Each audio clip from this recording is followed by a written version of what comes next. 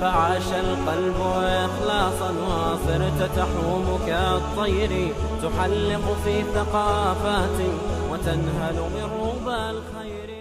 So you don't have to give up your faith because of people who have a warped understanding. No, continue teaching the people that, look, I'm a Muslim. For example, I'm a Muslim and I'm a good Muslim, I'm a devout Muslim, but I'm reaching out to you. I love you. There are sects among the Muslimin. We get along. That's how it should be. We should be getting along. We should greet each other. This business of labeling people kafir is one of the roots of the problems we have. And that does not exist only with one sect. Trust me, it exists with many, many sects. When you have a difference, say, no, this one's a kafir. Why? For what? Why use heavy terms? Obviously, this might be understood by the Muslims more than others. But we know it's a problem because the minute you label someone with these labels that are so heavy, do you know what will happen? It creates a sense of going back to some rulings in the hearts of some of the Muslims. And you know the ruling of apostasy, for example. Some of them have made mention of some harsh rulings. The problem is the people start taking the law in their own hands. That's where the problem is.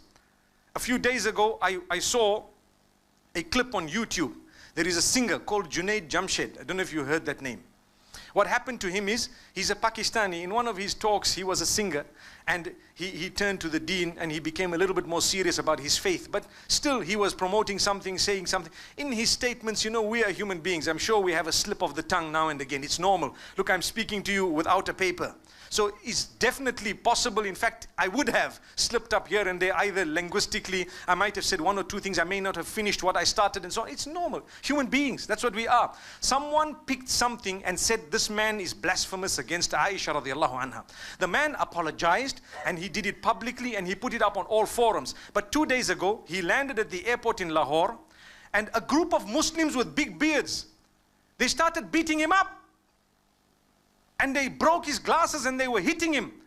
And he ran away as big as he is. And why? They said he's a kafir. You know, he's an insulter of the Prophet. The man apologized a long time ago for the slip of the tongue. It was a statement that he made. He said something about Aisha radiallahu anha, whatever it was. And he acknowledged, look, it was a mistake. I read a narration. It was a false narration, whatever it was.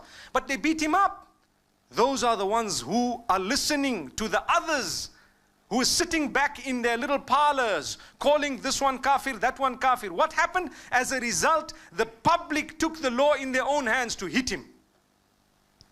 There's a difference of opinion, leave the man. But he apologized on top of that. And still, what was the root of that?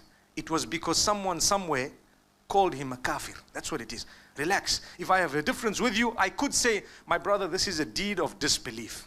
That's correct. But to label you, hey, this one, that Allah has kept one entire day to do that. It's known as Deen, the Day of Judgment. Don't judge people just like that.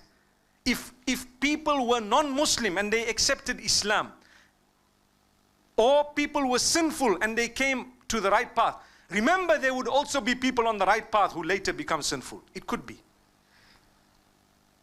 So don't be judgmental. Try and contribute positively to everyone. Try and reach out to all. If you see something wrong, there is a way of correcting it. Think and think deeply, not just shallow. Think very deep. People are generally good, but the devil comes to us and makes us love gossip and start up a problem, and we get excitement when we see people fighting. Yeah, you see, it's gone there and it's the, for what? May Allah subhanahu wa ta'ala gather us together in Jannah the same way He has gathered us here. May Allah bless you all. Wa sallallahu wa sallam wa baraka ala nabina Muhammad. May Allah protect us. It is worth crying for, my brothers and sisters. We are calling for unity. It is not going to come without tolerating one another.